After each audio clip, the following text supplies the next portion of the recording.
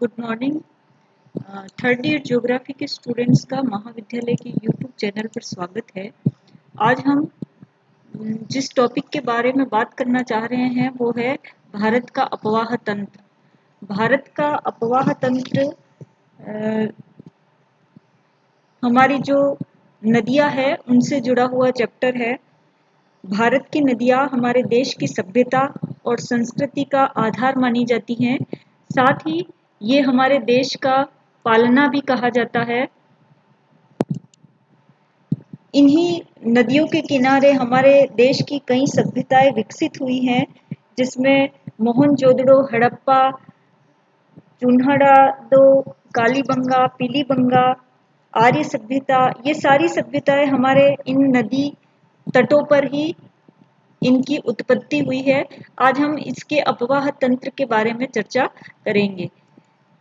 देखिए, हम बात कर रहे हैं अपवाह तंत्र की। अपवाह तंत्र क्या होता है? अपवाह तंत्र एक निर्धारित जलमार्ग द्वारा जल के प्रवाह को अपवाह कहा जाता है। फॉर एग्जाम्पल, हमारी कोई ये नदी है, इसका एक निर्धारित जलमार्ग है जो अपने उद्गम से लगा के अपने डेस्टिनेशन तक, समुद्र तक जाती है।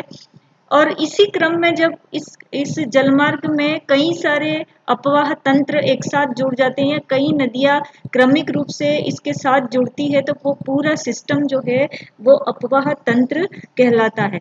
अपवाह तंत्र को हम नदियों की उत्पत्ति और उसके समय के साथ के उसके विकास से भी हम इसको ले सकते हैं अपवाह तंत्र को। अपवाह तंत्र के साथ ही साथ अपवाह प्रतिरूप जुड़ा हुआ होता है।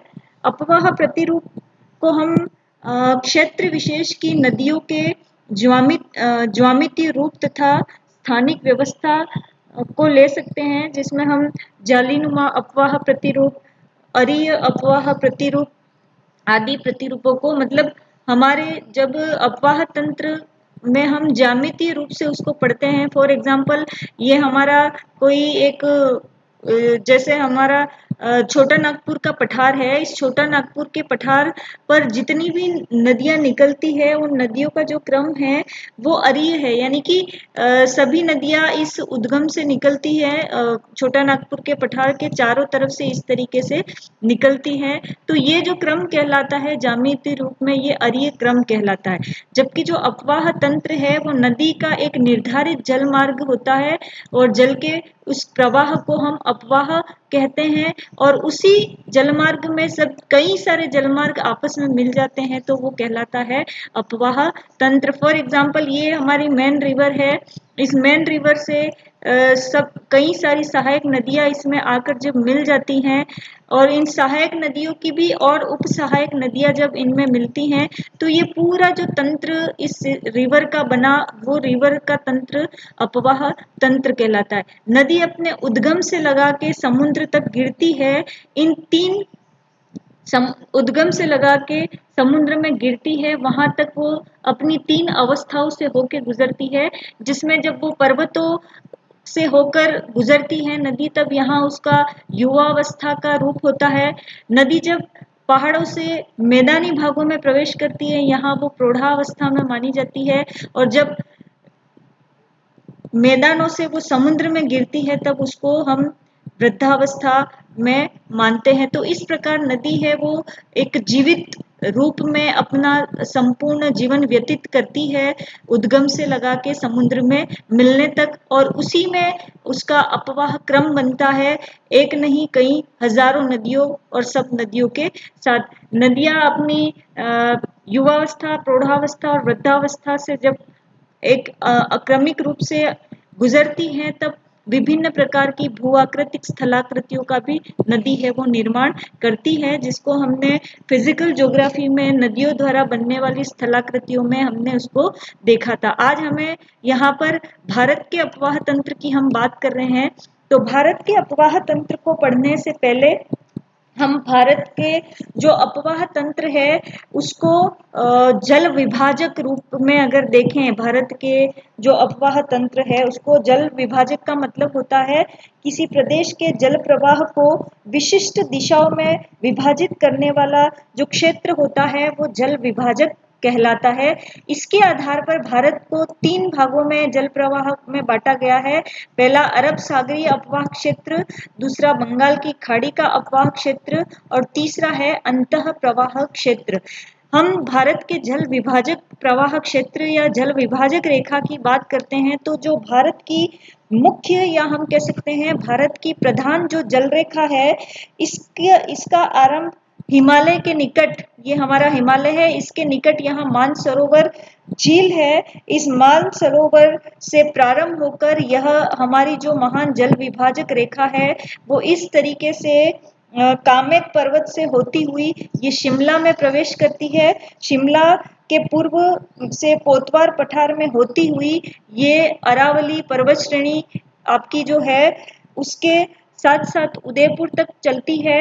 उसके बाद यह इंदौर के निकट, यहाँ इंदौर के निकट ये इस तरीके से मुड़ जाती है और नर्मदा और ताप्ती नदियों के घाटियों को अरब सागरीय प्रवाह क्षेत्र में ये मिलाती हुई पश्चिमी घाट के सहारे सहारे, ये पूरा हमारा पश्चिमी घाट है, उसके सहारे सहारे ये कन्याकुमारी तक हमारे भारत की महान जल विभाजक रेखा है। इस महान जल विभाजक रेखा का जो कि भारत के संपूर्ण अपवाह क्षेत्र को 3 भागों में बांटती हैं। इस अपवाह क्षेत्र के पूर्व की तरफ जितनी भी नदियां निकलती हैं ये सारी बंगाल की खाड़ी में गिरती हैं। इस रेखा से पश्चिम की तरफ जो नदियां उद्गमित होती हैं और जिनका प्रवाह है वो अरब सागर में गिरती है। और तीसरा जो प्रमुख अपवाह क्षेत्र है वो भारत का अंतः प्रवाह क्षेत्र है, जो विशेष करके हमारा जो पश्चिमी राजस्थान का जो मरुस्थलीय क्षेत्र है उसमें ही भारत के संदर्भ में हमको अंतः प्रवाह क्षेत्र देखने को मिलता है। तो इस तरीके यह महान भारतीय जल विभाजक रेखा के अनुसार भारत के जो अपवाह तंत्र है या अपवाह है उसको हम 3 भागों में बांटते हैं। आगे हम एक एक करके देखेंगे। नेक्स्ट है प्रादेशिक या उद्गम की दृष्टि से हम देखें तो भारतीय अपवाह तंत्र को हम 2 भागों में बांटते हैं। किसके अनुसार? प्रादेशिक और उद्गम की दृष्टि से। यहाँ हमने पहले जो देखा वो भारतीय जल विभाजक रेखा के अनुसार देखा। जो ये रेखा आपका हिमालय के मानसरोवर से आरंभ होकर उत्तर में अरावली के क्रमिक रूप से, अरावली का मतलब अरावली के पश्चिम की तरफ जो नदियां निकलती है वो अरब सागर में जाती हैं, इसके पूर्व की तरफ निकलती है वो बंगाल की खाड़ी में जाती है। तो ये हमने जो देखा तो वो भारतीय जल विभाजक रेखा के अनुसार देखा। अब हम देख रहे हैं प्रादेशिक या उद्गम की दृष्टि से जो भारतीय अपवाह तंत्र है उसको हम 2 भागों में बांटते हैं। पहला है हिमालयी अपवाह तंत्र। हमारा ये जो अपवाह तंत्र है यहाँ से लगाकर हम यहाँ तक पहुंचेंगे अरुणाचल प्रदेश और यहाँ आपका सिक्किम, मणिपुर, मिजोरम तक हम जब बात करते हैं, ये पूरा जो अपवाह तंत्र है इसको हम हिमालयी अपवाह तंत्र कहते हैं। और दूसरा है प्रायद्वीपीय, यानी कि आपका हमने जब भारत के भूआकृतिक विभाग देखे थे जिसमें हमने प्रायद्वीपीय पठार देखा था, ये संपूर्ण हमारा प्रायद्वीपीय भाग है। तो दूसरा जो अपवाह तंत्र है वो हमारा है प्रायद्वीपीय भारत का अपवाह तंत्र। ये हमने देखा प्रादेशिक या उद्गम की दृष्टि से। अगर हम प्रायद्वीपीय और हिमालय अपवाह तंत्र या हिमालय से निकलने वाली नदियां और प्रायद्वीपीय भारत से निकलने वाली नदियों का हम के बीच में उनकी विशेषताओं को लेके अंतर देखें तो जो हिमालय की नदियां हैं वो साल भर बहती हैं। जो हिमालय से उद्गमित होती हैं ये नदियां साल भर बहती हैं क्योंकि इनका जो स्रोत है, इन नदियों का जो उद्गम स्रोत है, यहाँ पर आपके जो ग्लेशियर्स हैं इनसे इनकी उत्पत्ति होती है, जिसके कारण वर्ष भर इन नदियों में पानी रहता है। इनको पेरेनियल रिवर भी हम कहते हैं। इन नदियों में वर्ष में 2 बार जल की मात्रा में वृद्धि होती है। पहली तो ग्रीष्म ऋतु में होती है जब बर्फ के पिघलने के समय होती है, और दूसरी जो होती है वो दक्षिण पूर्वी मानसून जब आता है भारत में तो गंगा, यमुना, कोसी, इन नदियों में हमारा बाढ़ का जो जल है स्तर है वो ऊपर उठ जाता है। इसी तरीके से जो प्रायद्वीपीय भारत है, पेनिनसुलर की जो नदियां हैं, ये सारी नदियां सीजनल हैं। कैसी है? सीजनल है, या मौसमी या ऋतुनिष्ठ भी हम कह सकते हैं, जो केवल वर्षा जल पर निर्भर होती है, जिसके कारण वर्ष में एक बार ही प्रायः दक्षिण पश्चिमी मानसून जब आता है तभी इन नदियों के जल स्तर में वृद्धि होती है, जो हमारी प्रायद्वीपीय भारत की नदियां है उसमें। प्रायद्वीपीय भारत की नदियों में जो विशिष्ट रूप से जो नदियां आती हैं, जो मुख्य नदियां हैं, वो आपकी नर्मदा है, गोदावरी, कृष्णा, कावेरी, ये सारी नदियां आपके इन नदियों में जो गर्मियों के दिनों में पानी घट जाता है, बिल्कुल पैंदे में पानी आ जाता है, तो जो मुख्य इनका जल स्रोत की दृष्टि से देखें तो हिमालयन नदियां जो हैं वो आपके वर्ष भर बहती रहती हैं, जबकि पेनिनसुलर जो नदियां हैं, प्रायद्वीपीय भारत की नदियां हैं, वो हमारी वर्ष भर नहीं बहती हैं, ये नदियां सीजनल हैं। इसके अलावा हम अंतर देखें तो जो हिमालय नदियां हैं उनकी द्रोणियां जो हैं वो बहुत विशाल हैं। इनकी द्रोणियां जो हैं वो क्या है? बहुत विशाल हैं, जैसे गंगा नदी की द्रोणी, सिंधु नदी की द्रोणी। जबकि प्रायद्वीपीय भारत की जो नदियां हैं वो काफी छोटी हैं, नदियों की द्रोणियां छोटी हैं, जैसे आपका नर्मदा है, ताप्ती है, ये हमारे प्रायद्वीपीय भारत की नदियां हैं। तीसरा हम देखें तो जो हिमालयी नदियां हैं वो प्रायः अधिक लंबी होती हैं, जिसका कारण स्रोत क्षेत्र का उद्गम से समुद्र से दूर होना है। देखिए हिमालय जो हमने यहाँ पर दिखा, हिमालय से निकलने वाली नदियां का जो क्रम है, या उनकी जो हम कह सकते हैं कि जितना जो रास्ता वो क्रॉस करके समुद्र में मिलती हैं वो बहुत लंबा होता है, जिसके कारण इनकी जो लंबाई है वो अधिक है, जबकि जो प्रायद्वीपीय भारत है तुलनात्मक दृष्टि से छोटी हैं। इसी प्रकार जो आपकी हिमालय नदियां हैं ये समुद्र में कम गिरती हैं, क्योंकि अधिकतर नदियां किसी न किसी बड़ी नदी की सहायक नदी बन जाती हैं। हम जैसे बात कर रहे हैं, फॉर एग्जांपल आपकी गंगा नदी है, गंगा नदी अब के अपने उद्गम से निकल के जब तक समुद्र में मिलती है तब तक उसमें कई सारी और अन्य बड़ी बड़ी नदियां हैं, सहायक नदियां हैं, वो आकर इसमें मिलती है। इसीलिए हम कह सकते हैं जैसे यमुना है हमारी, घाघरा नदी है, गंडक नदी है, कोसी है, बेतवा है, रामगंगा है, ये सारी नदियां गंगा की सहायक बन जाती है। तो गंगा यूं कह सकते हैं कि एक मात्र बड़ी नदी है जो दूसरी नदियों को अपने में समाते हुए आगे बढ़ती हैं, जबकि प्रायद्वीपीय भारत में ढाल के कारण नदियां अधिकतर समुद्र में मिल जाती है।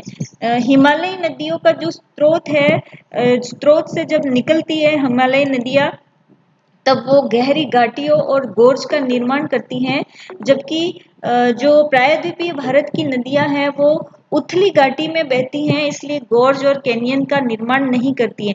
एक बार मैं और यहाँ बता देना चाहती हूँ कि जो हिमालयन नदियां हैं वो अभी भी अपनी युवावस्था में है, जबकि जो प्रायद्वीपीय नदियां हैं वो अधिकतर प्रौढ़ावस्था को प्राप्त कर चुकी हैं। इसी के साथ हिमालयी नदियां मैदानी भागों में बहुत लंबी दूरी तय करती हैं। साथ ही जो हिमालयी नदियां हैं वो नाव्य भी हैं, नौका युक्त भी हैं, जबकि प्रायद्वीपीय जो नदियां हैं वो जलप्रपात बनने तथा जल की मात्रा घटने बढ़ने के कारण नौका गमन के अनुकूल नहीं है, और ये मात्र डेल्टाई जो क्षेत्र है वही नौका गमन युक्त है। इसी के साथ जो हिमालयी नदियां हैं वो मैदानी क्षेत्रों में बहने के कारण तथा भूभाग के भूरे भूरे होने के कारण यहाँ नदियां विसर्ग बनाती हैं, और अंत में नदियों के मुहाने पर डेल्टा का निर्माण करती हैं। जबकि जो प्रायद्वीपीय नदियां हैं वो कठोर चट्टानी भूभाग से होकर बहती हैं। कई नदियां भ्रंश घाटियों से होकर बहती हैं। इनका मार्ग सीधा और रेखीय होता है, जिसके कारण ये नदियां जो हैं वो अपने मुहानों पर, नदी मुहानों पर ज्वारनदमुख या छोटा डेल्टा का निर्माण है वो करती है। तो इस तरीके से हमने जो हिमालयी नदियां और प्रायद्वीपीय जो नदियां हैं उनमें अंतर देखा। नेक्स्ट अब हमारा जो पहला जो तंत्र है उद्गम के आधार पर, उसमें जो पहला तंत्र है ये हिमालय नदियों का हिमालय नदी क्रम के अंतर्गत आता है। पहला जो क्रम है वो है आपका सिंधु नदी तंत्र। ठीक है, सिंधु नदी तंत्र की बात करें हम, तो जो सिंधु नदी तंत्र है उसके अंतर्गत सिंधु नदी और उसके साथ ही साथ उसकी कई अन्य सहायक नदियां जैसे झेलम, चिनाब, रावी, सतलज और व्यास नदियां आती हैं। साथ ही साथ सतलज की कुछ और नदियां हैं जो उसके दाईं ओर आकर मिलती हैं, जास्कर, नुब्रा, शोक और हुंजा नदी। जो सिंधु नदी तंत्र है उसमें सिंधु नदी विश्व की सबसे बड़ी बड़ी द्रोणियों में से एक है। इसकी जो कुल लंबाई है वो 2900 किलोमीटर है। जहाँ ये जो नदी है वो मानसरोवर जो लेक है वहां से इसका उद्गम है। शुरू में ये दक्षिण पश्चिम की तरफ मुड़कर ये गोर्ज बनाती हुई भारत के अंदर प्रवेश करके पाकिस्तान के अंदर बहती है। भारत में इसकी जो लंबाई है वो 11,134 किलोमीटर है। भारत में ये इतनी लंबाई में फैलती हैं। इसकी जो महत्वपूर्ण सहायक नदियां हैं वो झेलम, चिनाब, रावी, सतलज, बिस, दोआब हैं। सिंधु का जो उद्गम स्रोत है वो मानसरोवर झील के निकट है। यह उत्तर पश्चिम दिशा में बहती है, फिर हिमालय पर्वत को काटकर दमचौक के निकट यहाँ पर ये भारत में लद्दाख के अंदर प्रवेश करती हैं। लद्दाख श्रेणी में यह 5181 मीटर गहरा गोर्ज का निर्माण करती हैं और उसके बाद यह चिल्लास के निकट पाकिस्तान में यहाँ पर प्रवेश करती है और इसके पश्चात यह अटक के निकट पर्वतों को छोड़कर मैदान में प्रवेश करती है, जहां दाईं ओर से इसमें काबुल नदी आकर यहाँ पर एक और नदी मिलती है। मिठानकोट के पास ऊपर इसमें पंचनद आकर, पंचनद ये जो आपकी झेलम, चिनाब, रावी, सतलज हैं, ये इनको हम पंचनद कहते हैं। ये मिठानकोट के पास आकर पाकिस्तान में ये मिलती हैं और सिंधु कराची के पूरब में यह फिर वापस अरब सागर में मिल जाती है। तो इस तरीके से ये सिंधु नदी का क्रम है जो सबसे बड़ा तंत्र है। इसकी सहायक नदियों की बात करें तो जो सबसे पहली नदी आती है वो है झेलम। जो झेलम है ये सिंधु की सहायक नदी है। अभी हम जो पढ़ रहे हैं वो किसके बारे में पढ़ रहे हैं? सिंधु नदी तंत्र के में। सिंधु नदी तंत्र में सिंधु प्रमुख नदी थी और उसके साथ की जो सहायक नदियां हैं उसमें पहली नदी है झेलम। ये सिंधु की महत्वपूर्ण सहायक नदी है। इसका जो उद्गम है वो कश्मीर के दक्षिण पश्चिम में जो शेषनाग झील है यहाँ से इसकी उत्पत्ति होती है। श्रीनगर के निकट यह बुलर झील में प्रवाहित होती है। बुलर झील में ये नदी बहती है, झेलम नदी, और उसके बाद एक संकरे गोज का निर्माण करके ये पाकिस्तान में प्रवेश करती है। पाकिस्तान में जंग के निकट ये चिनाब नदी से मिल जाती है। इस प्रकार यह चिनाब की भी सहायक नदी बन जाती है। जो इसकी लंबाई है वो टोटल लंबाई 725 किलोमीटर है और भारत में यह लगभग 400 किलोमीटर का रास्ता है वो तय करती है। इसका जो उद्गम है वो शेषनाग झील है और चिनाब नदी में ये जाकर मिलती है। सीधी सिंधु में नहीं मिलती है, पहले यह जो इसके नीचे पैरेलल जो बहती है चिनाब, हम आगे देखेंगे, उससे जाके मिलती है। दूसरी जो महत्वपूर्ण सिंधु नदी तंत्र की सहायक नदी है वो है चिनाब। चिनाब जो है इसको दो नदियों से मिलके बनी है, ये चंद्र और भागा। हिमाचल प्रदेश में इसको चंद्र भागा नदी कहा जाता है। ये दोनों केलांग के निकट तंडी में मिलती हैं। चंद्र और भागा दोनों हिमाचल प्रदेश में मिलती हैं और हिमावृत चोटियों से ये निकलती हैं। चिनाब सिंधु की सबसे बड़ी सहायक नदी है। जो सहायक नदियों की बात करें उसमें चिनाब सबसे बड़ी सहायक नदी है जो पहले झेलम से मिलती है। यहाँ देखिए ये झेलम मिल रही है, फिर आगे जल के ये सिंधु से मिलती है। तीसरी जो महत्वपूर्ण नदी है वो है रावी। देखिए झेलम और जो चिनाब है उसके बीच में बिस दोआब है जिसको चाज कहा जाता है। तीसरा है, जब हमने बात करी थी विभिन्न नदियों, जब हम मैदानी भाग पढ़ रहे थे भूआकृतिक प्रदेशों में, तो दो नदियों के मध्य बनने वाला जो भूभाग है जिसको हम दोआब कहते थे, तो पहला जो दोआब बनता है वो झेलम और चिनाब के मध्य बनता है जिसको चाज कहते हैं। तीसरी जो महत्वपूर्ण नदी है वो है रावी। ये भी हिमाचल प्रदेश की कुल्लू पहाड़ियों में रोहतांग दर्रे के समीप यहाँ पर निकलती है और लगभग 725 किलोमीटर बह के ये आगे जो आपकी चिनाब है उस नदी में मिल जाती है। ये हिमाचल प्रदेश के कांगड़ा जिले के रोहतक दर्रे से निकलकर पंजाब, हिमाचल प्रदेश और जम्मू कश्मीर होते हुए पाकिस्तान में चिनाब नदी है वो मिल जाती है। चौथी महत्वपूर्ण जो नदी है वो है आपकी व्यास नदी। इसके बाद जो चिनाब है और रावी है, ये दोनों भी मिलकर हमारा दोआबों का निर्माण है वो करती है। नेक्स्ट जो है हमारा व्यास नदी है। ये जो व्यास नदी है वो रोहतांग दर्रे के निकट व्यास कुंड से निकलती है और हरि के नामक स्थान पर यह सतलज से मिल जाती है। देखिए ये है व्यास, व्यास यहाँ पर है और यहाँ पर आके ये सतलज नदी से मिल जाती हैं। इन दोनों के संगम को हरि के बैराज कहते हैं और यहीं से जो भारत की सबसे लंबी जो नहर है इंदिरा गांधी नहर, वो यहीं पर निकलती है, जहाँ पर सिंधु और व्यास नदी दोनों आकर मिल रही है। पांचवी जो महत्वपूर्ण नदी है वो है हमारी सतलज। सतलज जो है वो तिब्बत में मानसरोवर के निकट राक्षस ताल से निकलती है और हिमाचल प्रदेश में प्रवेश कर जाती है। यहाँ से ये राक्षस ताल से निकलती है। देखिए अधिकतर जो नदियों का उद्गम है वो हमारा तिब्बत का पठार और उसके आसपास का क्षेत्र है। मानसरोवर झील के पास सिंधु नदी निकल रही थी और उसी के पास यहाँ से सतलज नदी है वो निकल रही है।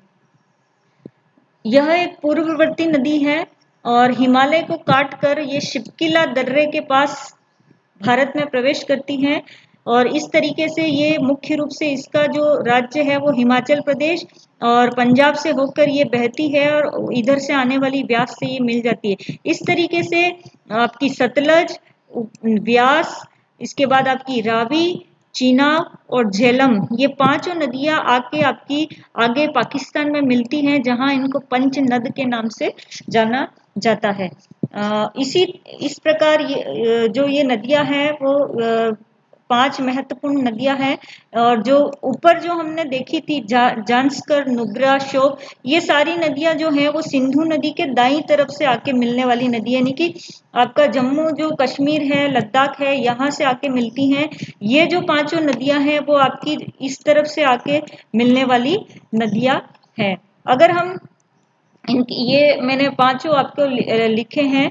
सिंधु नदी, इसका स्रोत तिब्बत के निकट मानसरोवर झील, इसकी कुल लंबाई इतनी है। दूसरी झेलम, ये वेरीनाग से निकलती है, भारत में ये 400 किलोमीटर बहती है। तीसरी है चिनाब, ये 12 लाचला दर्रे से निकलती है और 1180 किलोमीटर इसकी लंबाई है। चौथी है रावी, रोहतांग दर्रे के निकट से निकलती है, 725 किलोमीटर इसकी लगभग लंबाई है। पांचवी है व्यास, ये भी रोहतांग दर्रे के निकट से निकलती है। ये मात्र ऐसी नदी है जो पूर्ण रूप से भारत में बहती है, बाकी सारी नदियां हैं वो पाकिस्तान मतलब पाकिस्तान में जाने से पहले ही ये सतलज नदी से मिल जाती है, जो 625 किलोमीटर इसकी लंबाई है।